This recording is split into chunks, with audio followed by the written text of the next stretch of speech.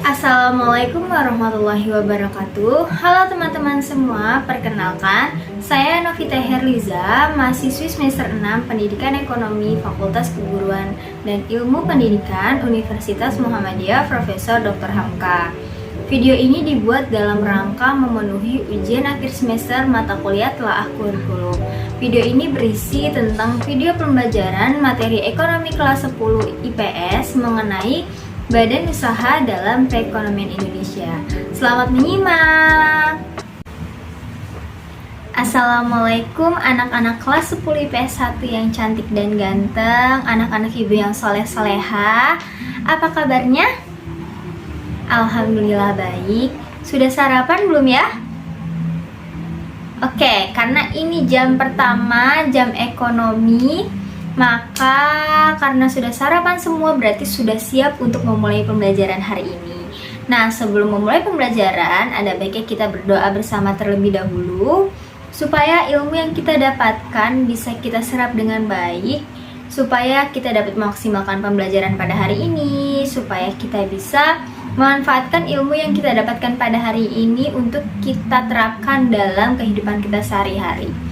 Oke, jadi udah ada penentuan kelas belum ya? Kelas 10 IPS 1? Baik, masih seperti semester kemarin ya? Ketua kelasnya masih, kalau ibu lihat di absen ini, ketua kelasnya itu Hairil Amir, betul tidak? Oke, betul. Silakan Hairil dipimpin untuk doa bersama teman-teman. Sebelum kita memulai pembelajaran pada hari ini, alangkah baiknya kita membaca doa. Berdoa dimulai.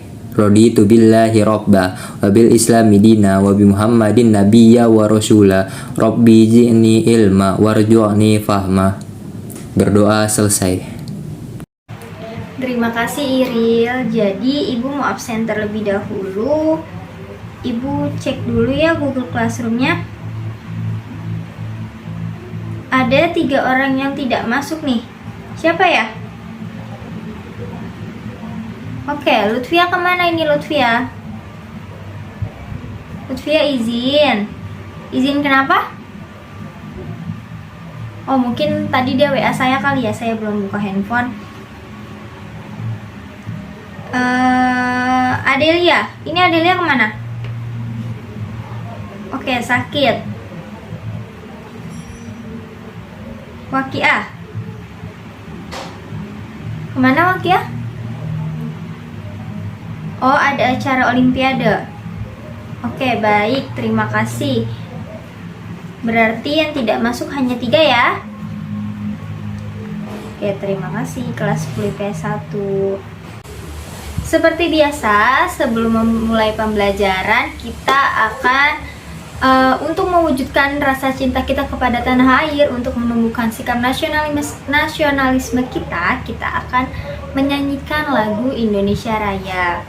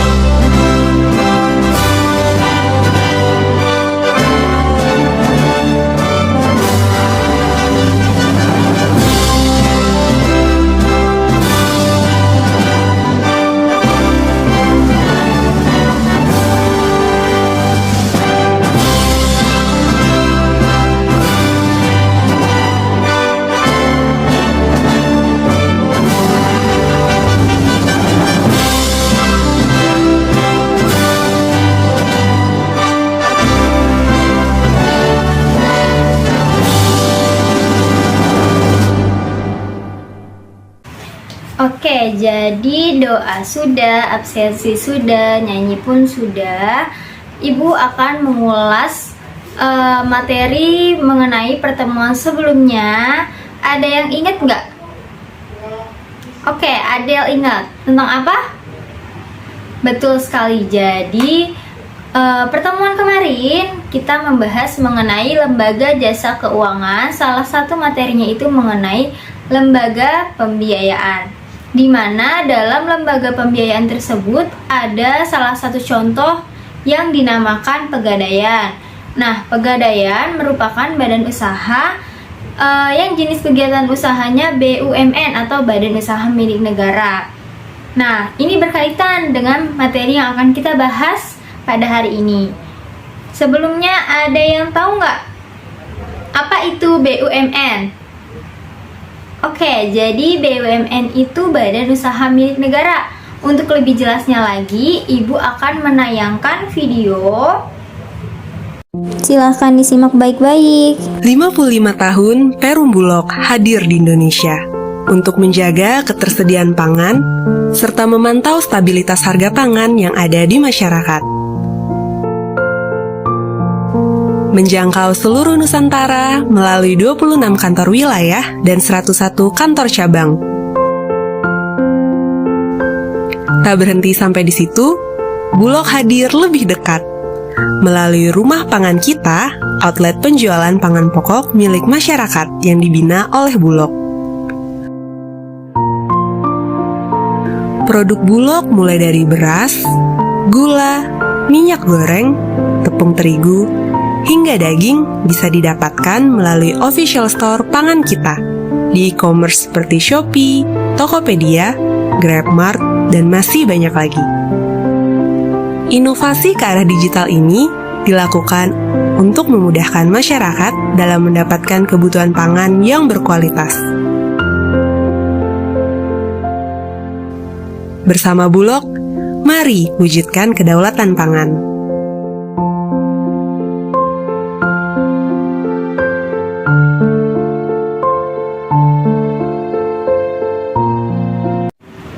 Oke, jelas ya videonya?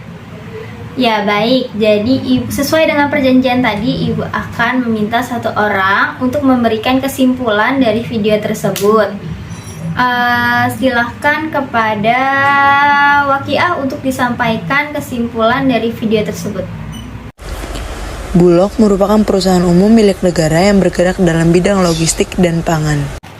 Ya, betul sekali Wakiah. Jadi video tersebut menerangkan tentang Bulog atau Badan Usaha Logistik. Jadi Bulog itu merupakan salah satu jenis kegiatan usaha dari badan usaha milik negara, yaitu perusahaan umum. Nah, Bulog ini menerapkan inovasi terbaru, yaitu inovasi digital mengenai aplikasi Pangan Kita, di mana dalam aplikasi tersebut menyediakan berbagai macam jenis logistik maupun pangan. Tujuannya apa? Untuk menyejahterakan masyarakat. Oke, jadi hari ini kita akan belajar materi tentang badan usaha dalam perekonomian Indonesia. Tujuan pembelajaran kita pada hari ini yang pertama, menyimpulkan pengertian BUMN dan BUMD. Menganalisis peran dan tujuan BUMN dan BUMD dalam perekonomian, menelaah bentuk dan jenis kegiatan usaha BUMN dan BUMD, dan menganalisis kelebihan dan kelemahan BUMN dan BUMD. Oke, untuk lebih jelasnya lagi, Ibu akan menyampaikan pembelajaran kita pada hari ini. Jadi, materi kita pada hari ini mengenai badan usaha dalam perekonomian Indonesia. Yang pertama, pengertian BUMN. Apa itu BUMN? Ada yang pernah nggak datang ke gedung BUMN atau pernah bertemu dengan Menteri BUMN, yaitu Bapak Erick Thohir? Oke, nanti jangan lupa main ke sana. Silahkan untuk bertanya-tanya mengenai apa sih itu BUMN, apa sih itu BUMD, apa sih yang membedakan BUMN dan BUMD. Oke, jadi yang pertama, pengertian BUMN. BUMN adalah badan usaha milik negara yang seluruh atau sebagian besar modalnya dimiliki oleh negara melalui penyertaan secara langsung dari kekayaan negara yang dipisahkan. Nah, apa yang membedakan BUMN dan BUMD? Jadi kalau tadi BUMN, seluruh atau sebagian besar modalnya dimiliki oleh negara. Nah, bedanya dengan BUMD, BUMD ini merupakan badan usaha milik daerah. Nah, jadi pengertian BUMD adalah badan usaha yang dikelola diawasi oleh pemerintah daerah atau yang sering kita kenal dengan sebutan Pemda. BUMD memiliki sebuah peraturan yang mengatur mengenai keseluruhan kegiatannya yang disebut dengan Perda atau peraturan daerah. Adapun modal dari BUMD sendiri ini merupakan kekayaan daerah kecuali ditentukan berdasarkan undang-undang. Selanjutnya, peran BUMN dalam perekonomian. Nah, peran pertama sebagai penghasil barang dan jasa untuk hajat hidup orang banyak. Contohnya seperti ini. Kan PT Pertamina itu menyalurkan bahan bakar minyak. Nah, bahan bakar minyak merupakan poin penting kendaraan. Nah, apabila kita menggunakan kendaraan, otomatis kita membutuhkan bahan bakar minyak. Nah, jadi PT Pertamina yang merupakan salah satu perusahaan milik BUMN berperan dalam menghasilkan atau memproduksi barang dan jasa untuk kebutuhan hajat hidup orang banyak. Selanjutnya, perannya itu pembuka lapangan pekerjaan. Selanjutnya, membantu pengembangan UMKM. Nah, biasanya BUMN selalu mengadakan seminar. Gunanya apa? Untuk mengupgrade teknologi terbaru dalam pengembangan UMKM. Misalnya yang tadinya pencatatannya hanya dalam kertas. Nah, setelah mengikuti seminar, maka pencatatannya akan berubah, yang tadinya dari kertas berubah menjadi pencatatan dalam sebuah aplikasi buku kas misalnya. Peran selanjutnya, pelopor sektor usaha yang belum diminati swasta, penghasil devisa negara, dan pelaksana pelayanan publik. Oke, next. Jadi selanjutnya peran BUMD. Yang pertama, berperan melaksanakan pembangunan daerah ataupun pembangunan nasional. Yang kedua, sebagai salah satu sumber pendapatan asli daerah dan ikut dalam pembangunan perekonomian daerah. Dan yang ketiga, memberikan kesempatan berusaha bagi masyarakat. Jadi intinya, peran BUMN dan BUMD itu tujuannya untuk mensejahterakan atau mempermudah masyarakat. Tuh. Oke, selanjutnya tujuan didirikan BUMN dan BUMD. Tujuan yang pertama, memberikan sumbangan dan penerimaan bagi perkembangan perekonomian nasional pada umumnya dan penerimaan negara pada khususnya. Tujuan yang kedua, mengejar keuntungan. Jadi sudah jelas betul ya, BUMN maupun BUMD itu tujuannya untuk mengejar keuntungan atau surplus. Yang ketiga, menyelenggarakan kemanfaatan umum berupa penyediaan barang dan atau jasa yang bermutu tinggi dan memadai bagi pemenuhan hajat hidup orang banyak. Dan tujuan yang terakhir, menjadi perintis kegiatan-kegiatan usaha yang belum dapat dirasakan oleh sektor swasta dan koperasi, kemudian turut aktif memberikan bimbingan dan bantuan kepada pengusaha, golongan ekonomi lemah, koperasi, dan masyarakat. Oke, next, bentuk dan jenis kegiatan usaha BUMN. Nah, dalam Undang-Undang Nomor 19 Tahun 2003 menjabarkan tentang bentuk dan jenis kegiatan usaha BUMN. Dalam pasal tersebut dinyatakan bahwa BUMN terbagi menjadi dua jenis, yaitu badan usaha perseroan atau yang sering dikenal dengan nama persero dan badan usaha umum atau yang sering dikenal dengan nama perum. Nah, jadi apa sih itu persero? Jadi persero itu merupakan badan usaha yang berbentuk perseroan terbatas atau yang sering dikenal dengan nama PT, di mana modalnya terbagi dalam saham. Saham tersebut seluruhnya atau minimal 51% dimiliki oleh negara. Tujuan umum dari BUMN persero ini untuk menyediakan barang dan jasa dengan mutu tinggi dan berdaya saing kuat, serta mengejar keuntungan guna meningkatkan nilai badan usaha. Nah, contoh untuk persero ini ada PT Pertamina dan PT KAI. Apa bedanya dengan Perum? Nah, kalau Perum merupakan BUMN yang modal seluruh kepemilikannya dipegang oleh negara tanpa ada pembagian saham dengan pihak lain. Tujuan utama dibentuknya Perum adalah sebagai penyedia barang dan jasa yang terjangkau untuk kepentingan umum dengan tetap mendapatkan keuntungan. Nah, untuk Contoh dari Perum sendiri ini ada Perum Damri, Perum Pegadaian, dan Perum yang tadi sudah ada di video yaitu Perum Bulog. Selanjutnya bentuk dan jenis kegiatan usaha BUMD. Nah, untuk bentuk BUMD tidak secara jelas dibedakan dalam Undang-Undang Nomor 5 Tahun 1962.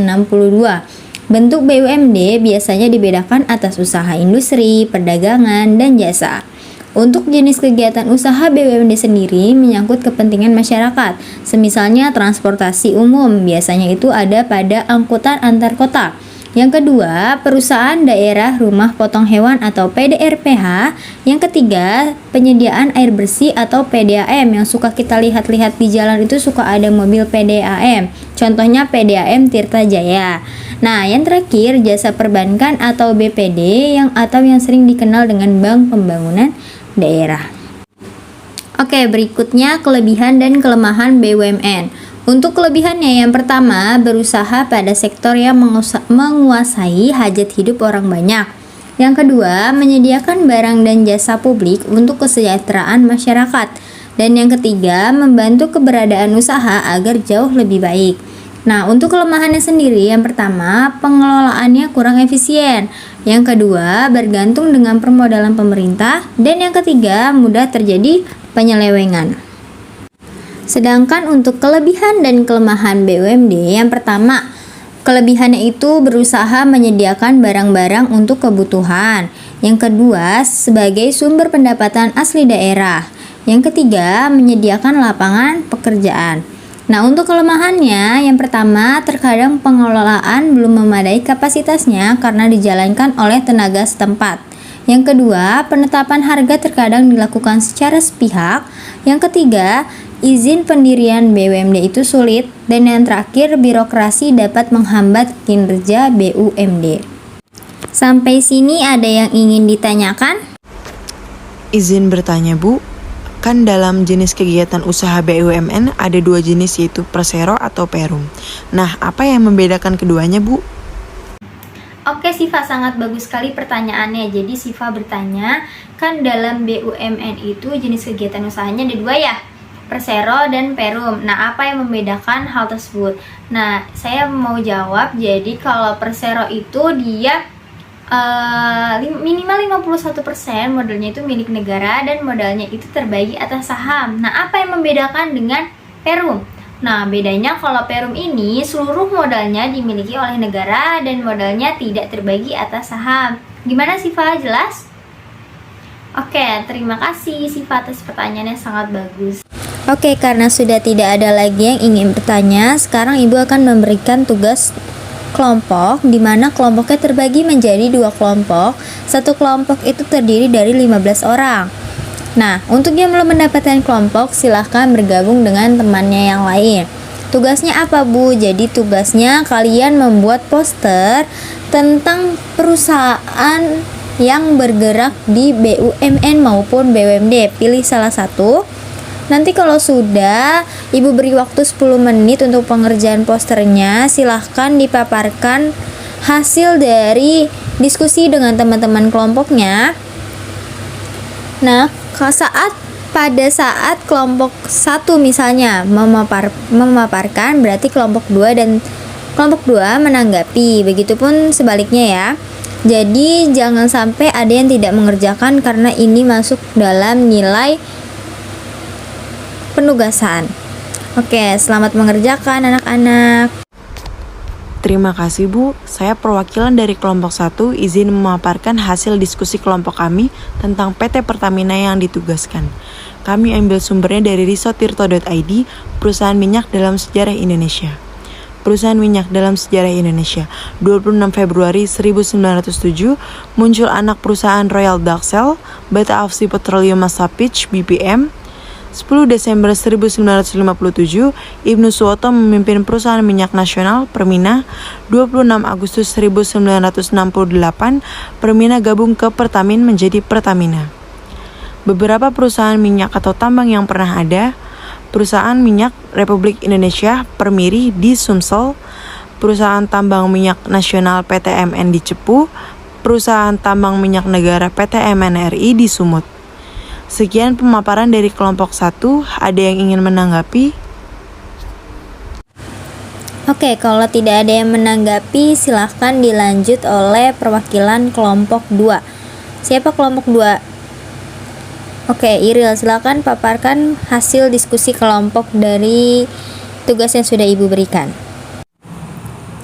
Baik, saya perwakilan dari kelompok 2 izin memaparkan hasil diskusi kelompok kami, yaitu kelompok kami membuat poster tentang sejarah perkeretaapian di Indonesia.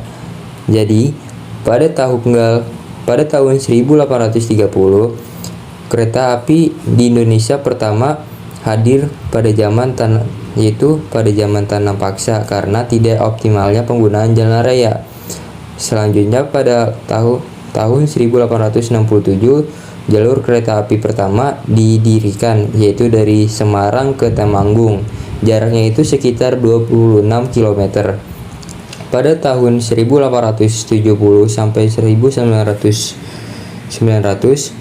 pertumbuhan rel kereta api mencapai 3.338 km yang ada di Jawa. Selain di Jawa, pembangunan rel kereta api juga dilakukan di Aceh, di Sumatera Utara, di Sumatera Barat, dan di Sumatera Selatan. Selanjutnya pada tahun 1922 dibangun jalan kereta api sepanjang 47 km, yaitu menghubungkan dari Makassar ke Takalar. Pada tahun 1939, panjang rel kereta api mencapai 6.811 km, tapi pada tahun 1950 berkurang menjadi 5.910 km. Pada tahun 1945, perusahaan kereta api dinasionalisasikan. Pada tahun 1953, perpindahan era lokomotif uap menjadi lokomotif diesel. Pada tahun 1963, perusahaan negara kereta api. Pada tahun 1963, DKA berubah menjadi perusahaan negara kereta api. Pada tahun 1971, PNKA berubah menjadi perusahaan jawatan kereta api. Dan pada tahun 1991, PJKA berubah menjadi perusahaan umum kereta api. Pada tahun 1999, Perumka berubah menjadi PT Kereta Api Persero. Pada tahun 2010, PT Kereta Api berubah menjadi PT Kereta Api Indonesia. Sekian presentasi dari kelompok kami. Terima kasih. Oke, terima kasih kepada kelompok 1 dan 2 yang telah memaparkan hasil diskusi kelompoknya. Setelah ini silakan buka handphone masing-masing, kemudian masuk ke dalam kuisis, lalu masukkan kode 770239. Silakan kerjakan kuisnya masing-masing. Nanti untuk yang nilainya paling tinggi akan ada reward dari saya berupa saldo ShopeePay. Terima kasih. Silakan dibuka kuisisnya ya.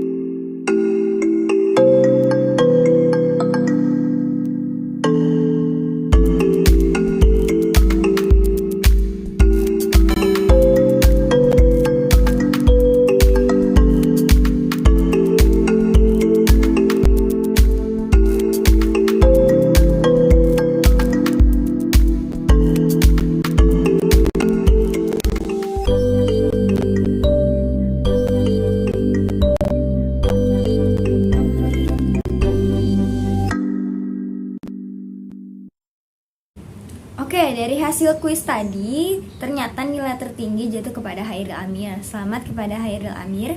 Untuk saldo SPP-nya nanti silakan menghubungi saya. Dan untuk nilai yang terendah, jangan lupa belajar lagi, tingkatkan semangatnya lagi, fokusnya harus lebih terarah. Pertemuan hari ini cukup sekian, tapi sebelumnya Ibu ingin meminta satu orang perwakilan kelas 10 IPS 1 untuk menyampaikan kesimpulan dari pertemuan kita pada hari ini. Ya, silahkan Dinda.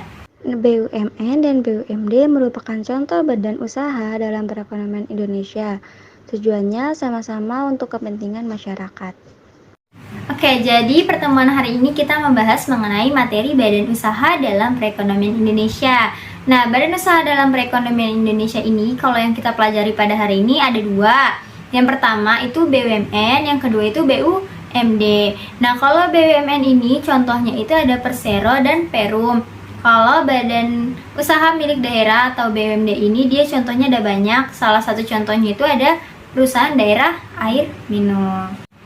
Oke, tapi sebelum kita menutup pembelajaran, Ibu akan memberikan tindak lanjut berupa penugasan atau PR ya. Silakan kalian mengerjakan tugas halaman 110 di buku paket ekonomi ya. Di halaman 110 bagian A, B, dan C, oke? Oke. Dikumpulkan nanti pertemuan berikutnya. Nanti Ibu tanya, yang nggak mengerjakan nanti Ibu catat ya namanya ya. Oke, jadi sekian pertemuan kita pada hari ini. Semoga ilmu yang didapatkan dapat diterapkan dalam kehidupan sehari-hari dengan baik.